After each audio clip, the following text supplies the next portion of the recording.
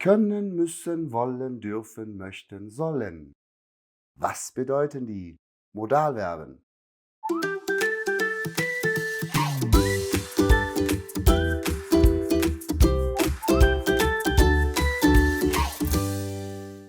Hallo und herzlich willkommen. Schön, dass du da bist. Heute lernen wir die Modalverben, aber nicht die Grammatik. Die Grammatik haben wir im Modalverben-Video Teil 1 gelernt. Heute versuchen wir, die Modalverben in ihrer Bedeutung kennenzulernen. Also, was bedeutet können, müssen, wollen und so weiter. Ohne viel bla bla bla, volle Konzentration gehen wir an die Tafel. Modalverben Teil 2 Bedeutungen. Herzlich willkommen an der Tafel. In diesem Video versuchen wir die verschiedenen Bedeutungen der Modalverben kennenzulernen. Also, wie immer, wir warten nicht und starten mit einer kleinen Mini-Wiederholung in der Grammatik. Also, los geht's. Du siehst, ich habe wieder die Satzstruktur für die Modalverben hier, unsere Formel. Falls du das nochmal wiederholen möchtest oder lernen möchtest, hier ist der Link zu diesem Video. Genau. Aber machen wir eine kleine Mini-Wiederholung. Also, unsere Formel sagt, erste Position Personalpronomen, zweite Position, ganz wichtig, mein Modalverb, dann haben wir Zeit, Ort, Objekt und am Ende sitzt mein Infinitiv, ganz wichtig, ja? Und vergiss bitte nicht, Modalverben brauchen immer einen Infinitiv. Also diese zwei immer zusammen. Hier habe ich jetzt mal zwei so kleine Sätze hingeschrieben. Du siehst Personalpronomen er, sie, es und so weiter. Die zweite Position, mein Modalverb, also kann, muss, will und so weiter. Und dann Zeit, Ort, Objekt, also diese Informationen können wir hier reinpacken und mein Infinitiv steht immer am Ende. Also nicht vergessen. Jetzt machen wir mit den Bedeutungen weiter. Ja, hier habe ich jetzt meine Modalverben, also können, müssen, wollen und so weiter. Und hier habe ich jetzt mal die Bedeutungen, die ein Modalverb annehmen kann. Also, du siehst, dass ein Modalverb mehrere Bedeutungen annehmen kann.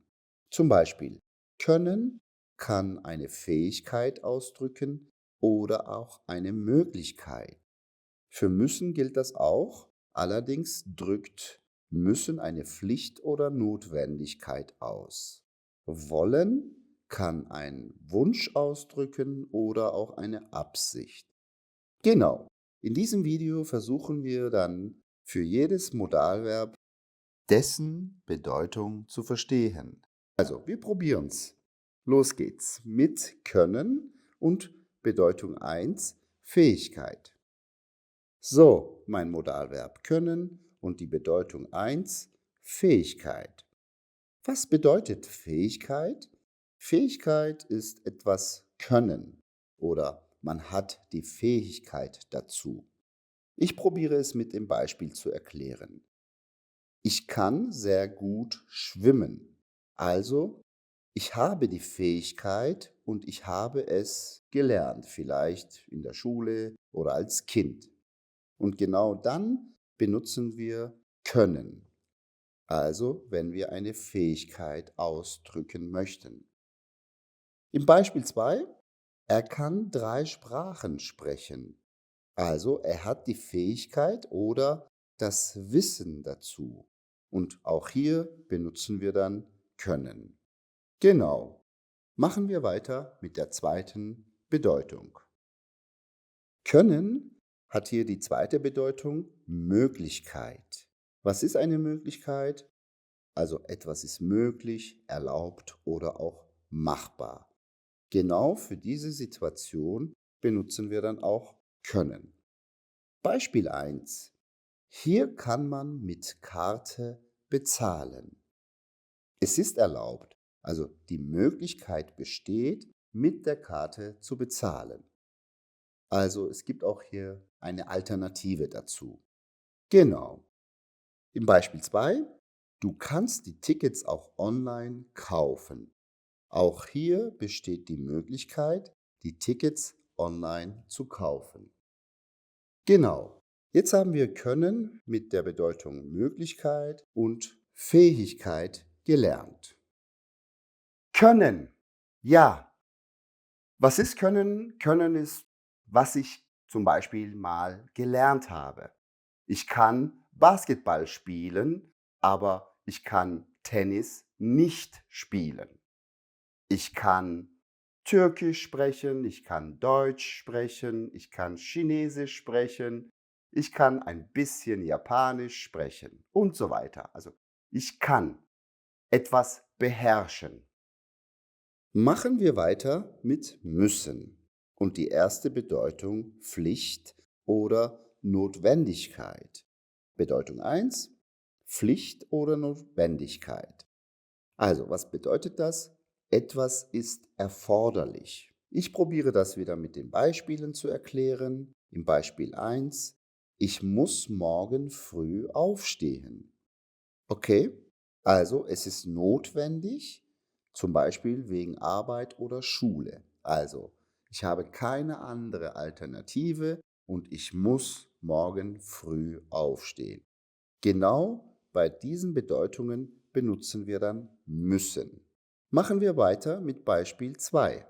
Du musst deinen Ausweis mitbringen. Also, es ist Pflicht oder auch eine Voraussetzung. Auch hier mache ich mal kurz Stopp, zurück zu der Grammatik.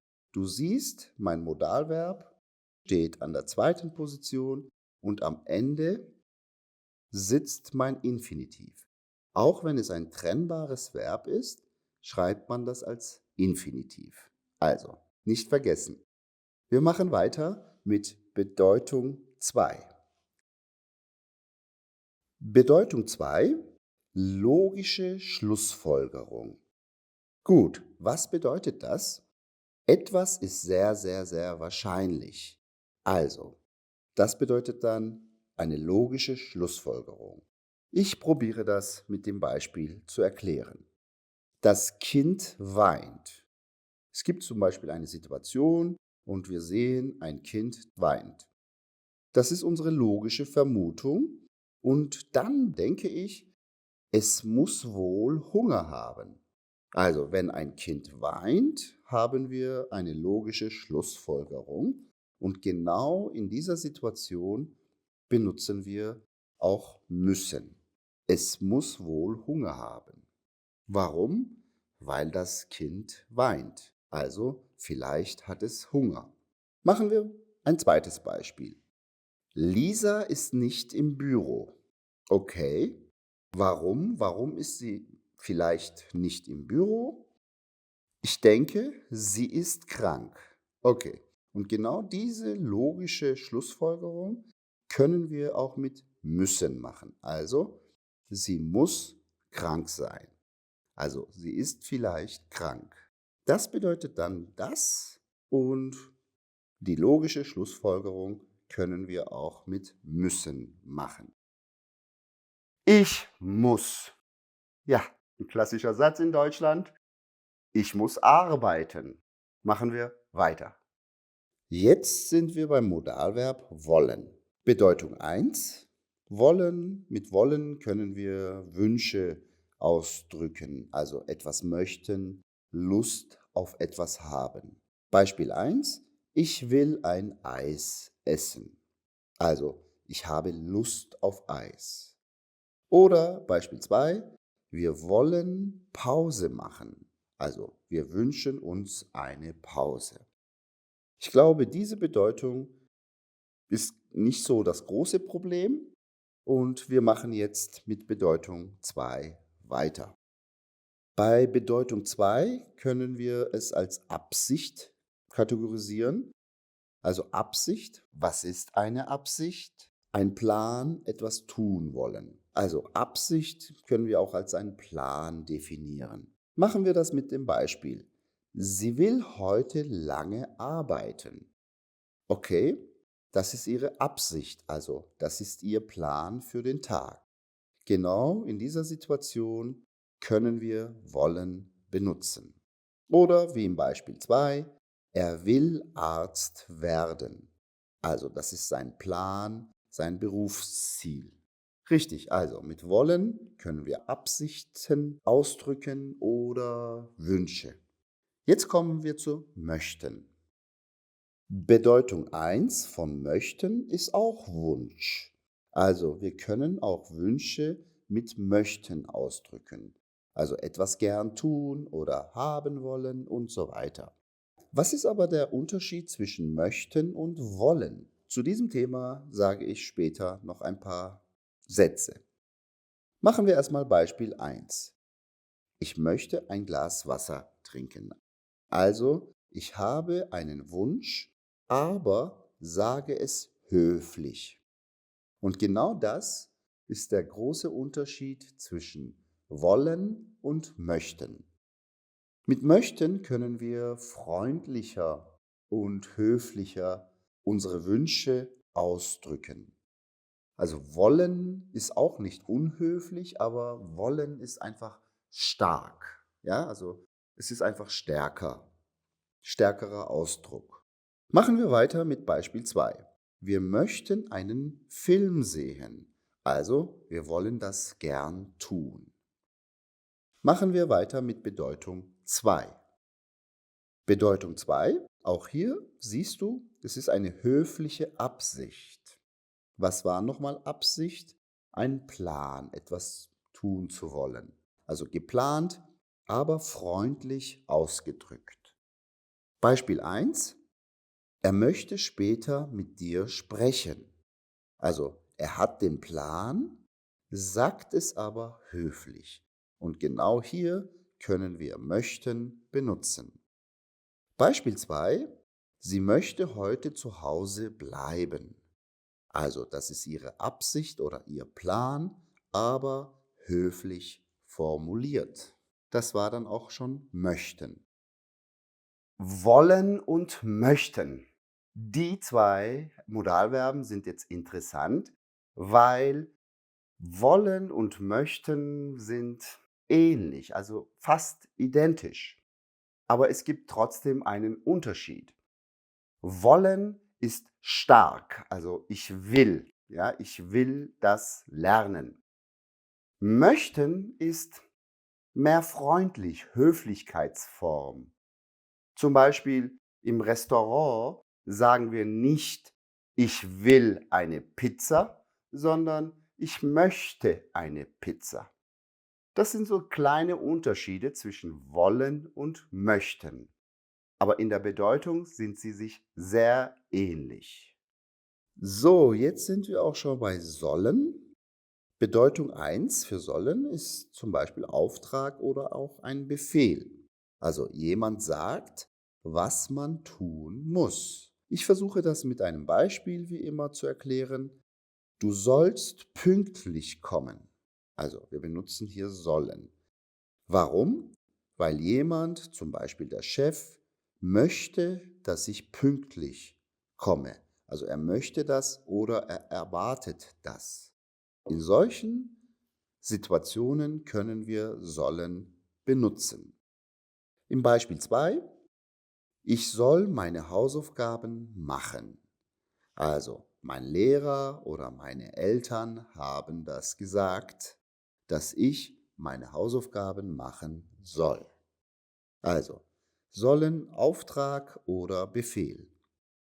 Machen wir weiter mit Bedeutung 2. Also, mit sollen können wir Empfehlungen und Ratschläge formulieren. Also, es wäre gut, etwas zu tun. Beispiel eins: Du sollst nicht rauchen. Also, das ist ein guter Rat, zum Beispiel von einem Freund oder Arzt. Also, mein Arzt sagt zu mir, du sollst nicht rauchen, das ist nicht gesund. Und das ist dann auch ein Ratschlag. Machen wir weiter mit Beispiel 2. Wir sollen viel Deutsch lernen. Also es ist empfohlen, um besser Deutsch zu lernen. Der Lehrer oder die Eltern oder die Freunde sagen, dass wir viel Deutsch sprechen sollen. Sollen hat noch eine Bedeutung, also Bedeutung 3, und genau damit machen wir weiter. Mit sollen können wir auch einen Vorschlag oder ein höfliches Angebot formulieren. Beispiel 1. Sollen wir zusammen lernen? Das ist eine offene Frage. Also du fragst nach einem Vorschlag oder einer Idee. Also, Vorschlag ist auch eine neue Idee. Also wenn ich eine Idee habe, kann ich meine Idee mit sollen vorschlagen. Oder Beispiel 2: Soll ich dir helfen? Höfliches Angebot. Ja? Du bietest etwas an, das ist ein Vorschlag oder ein höfliches Angebot. Ja, sollen hat 3 wichtige Bedeutungen und ich habe jetzt versucht, dir diese Bedeutungen zu erklären. Sollen ist wichtig. Wir werden später in meinem Kurs sollen nochmal im Konjunktiv 2 lernen. Aber was ist sollen? Mütter sprechen gerne mit ihren Kindern mit sollen.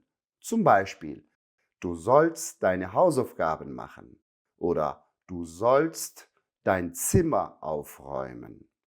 Machen wir weiter mit dürfen. Dürfen hat auch 2 Bedeutungen und wir starten mit Bedeutung 1. Und das ist Erlaubnis. Also etwas ist erlaubt oder etwas ist möglich. Beispiel 1. Ich darf heute länger fernsehen. Also das ist erlaubt, zum Beispiel von den Eltern. Genau, also die Eltern erlauben dem Kind länger fernzusehen. Beispiel 2. Du darfst hier parken. Also es ist erlaubt, das Auto hier zu lassen oder zu parken. Also mit dürfen können wir Erlaubnis formulieren. Gut, machen wir mit Bedeutung 2 weiter. Bedeutung 2. Mit dürfen können wir auch Verbote formulieren, aber das muss immer mit einer Verneinung zusammen sein. Wie das geht, sehen wir im Beispiel 1. Man darf im Bus nicht rauchen, also nicht. Man darf nicht rauchen, dann heißt das, es ist verboten. Beispiel 2. Man darf hier nicht parken. Auch hier dürfen mit der Verneinung, also es ist verboten, hier zu parken. Mit dürfen können wir auch Verbote formulieren. Und Kinder sprechen mit ihren Eltern oft mit dürfen. Zum Beispiel, Mama, darf ich Schokolade essen? Oder Mama, darf ich draußen spielen? Und die Mama, also die Mutter, muss immer ihr Erlaubnis geben. Genau, das ist das Modalverb dürfen. Auch ein ganz wichtiges Modalverb. Weiter geht's mit Beispielen. Machen wir ein paar Beispiele. Ich will morgen nicht arbeiten, aber ich muss arbeiten. Du siehst, hier habe ich will. Mit diesem will drücke ich einen Wunsch aus. Mein Wunsch ist, nicht zu arbeiten.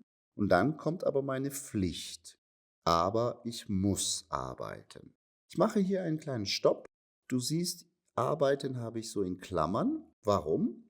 Hier habe ich arbeiten und hier habe ich arbeiten.